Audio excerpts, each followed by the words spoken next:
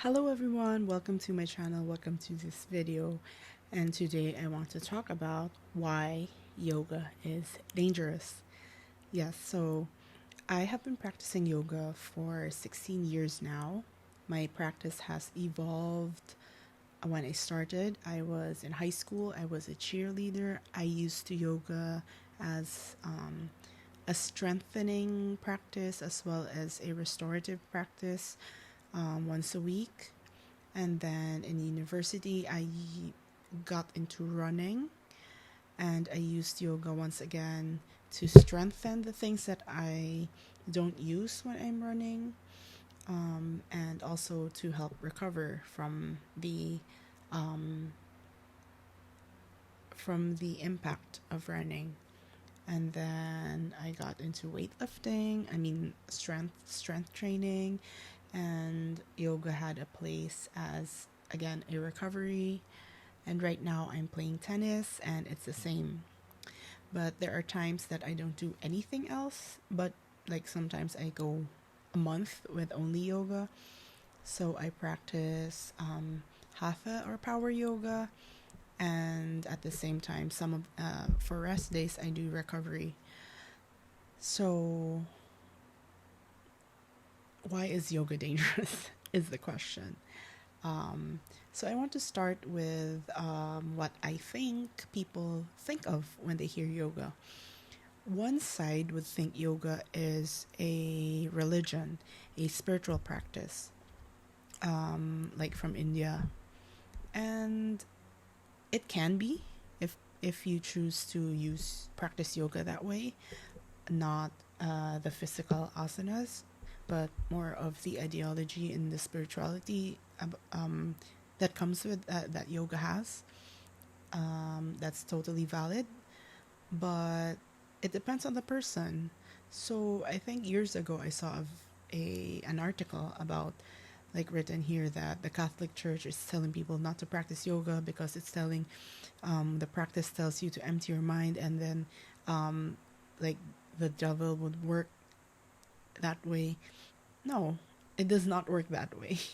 People choose to do what they want with whatever information they get. So, like, I'm a Catholic, and yoga has not in any way interfered with my spirituality and my belief and my religion. To me, it's a physical practice. And if I do empty my mind, it's really empty. I don't think of anything.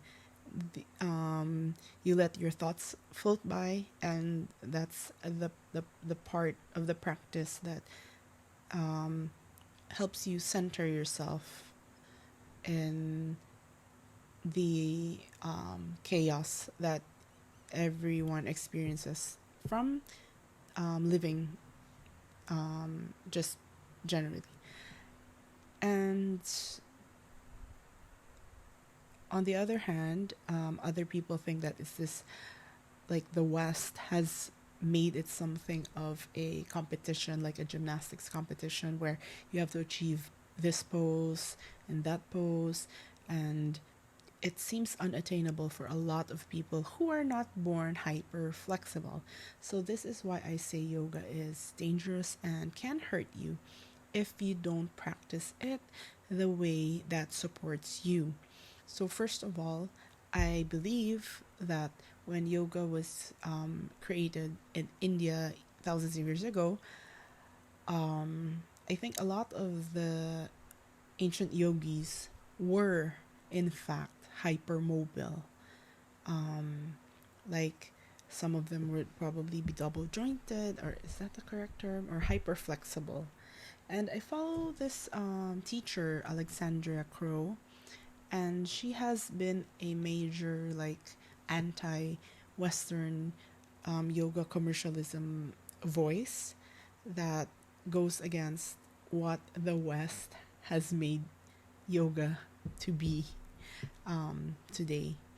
And that's where the danger of yoga comes, because for people, they think that yoga, first, it's not a sport that you watch. I mean, it's not basketball or football or, or even tennis. So You don't actually see yoga coaches normally, but if you want to practice yoga, you have to start with a yoga teacher. Start with a yoga teacher, or else you will get injured, because this is a physical practice. This is exercise, and it's not as simple as, it's not doing one step and the other. Um, a proper yoga practice actually has, or a more wholesome yoga practice would actually focus on alignment and good form, like in any sport. So, um, so that's the first thing, is so that you will enjoy yoga. And I see this also right now, like when I started tennis last year, my coach also said, do the right form, or else you will not be able to enjoy the game of tennis if you injure yourself while you're learning. So the reason why I'm able to, like, I have been practicing yoga for 16 years and avoiding, um well, I did, there was a time that I had like wrist soreness because I was doing too much, like a lot of chaturangas every day. But I backed off, I let myself heal, and then went back, came back to the practice, like expanded, like knowing more about myself and my limitations. Um, so that's what I feel the danger with yoga is if a person comes in first saying that they have to be flexible. No, that's not it. You can come to the practice as you are and just improve, and do things that help you get to where your goal is. So if you want to be stronger in your upper body, you slowly work towards that. If you want to be stronger in your lower body, you work towards that. And this is why I think, a proper teacher or a yoga coach, if you want, is very important, because you can't go into this blindly. Like others, I think others may have the misconception that yoga is an easy practice. Again, it's physical, it's it has a lot of benefits, but you have to do it the right way with the proper form and the proper alignment, and the way that fits into your body and its limitations, because each person, each individual is different. And as I was saying, each body, each person is different, and the goal of yoga is for you to be able to practice and use it as a tool to improve your physical well being.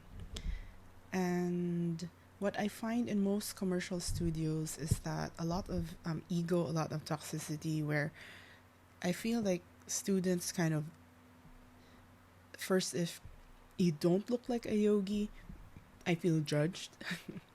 So I've experienced that once before.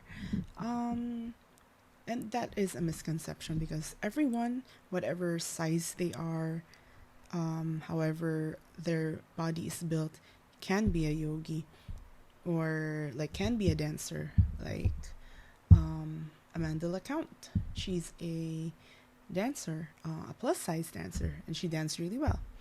She dances really well. Um, but there, so that's why I think, it yoga needs to be, people who want to practice yoga needs to be careful,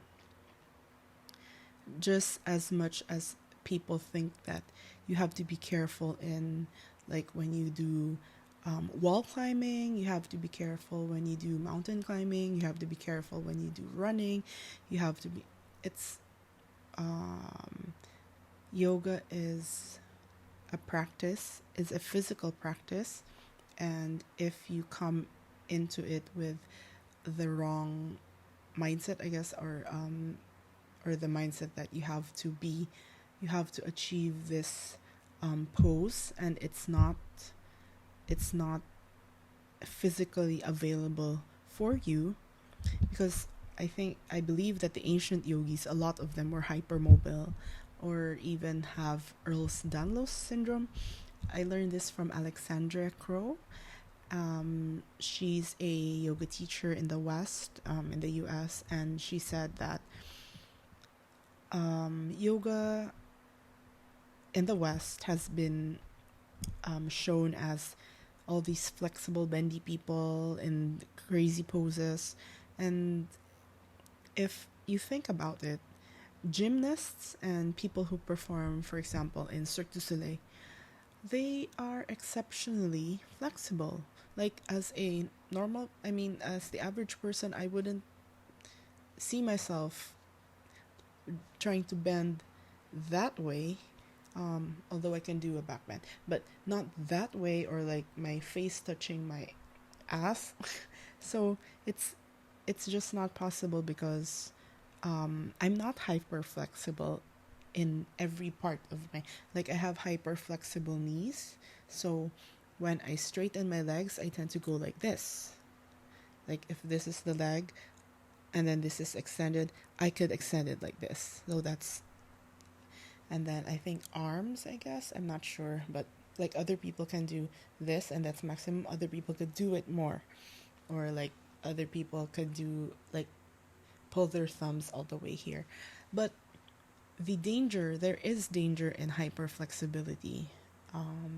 There are studies, I think, like in ballet recently, people who do like overstretching when they were young because of ballet, because the lines are nice. They get like, as they age, they get all sorts of different injuries, and it's something that's possible in yoga as well, because it's not I it's a practice that's not very well. Neither is ballet, because a lot of people still get injured. But basically what I'm saying is bringing awareness to this good this it's a wholesome practice if you do it right. um Most of the time, leaving your ego out the door, outside the mat. um it's really not a competition. It's not about your size.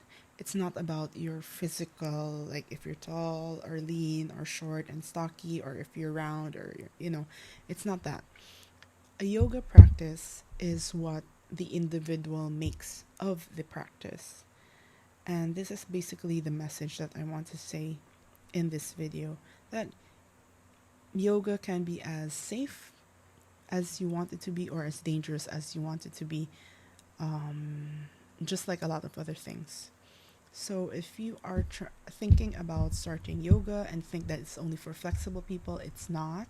Start your journey where you are, and you can benefit from it, as I did for the last 16 years. So be careful, find a good teacher that would support you and not force you to do a headstand on your first class. Good teachers would always ask you, if you have past injuries, or if you have existing, like if you have past injuries, like a sprain or something, or a, like, what else?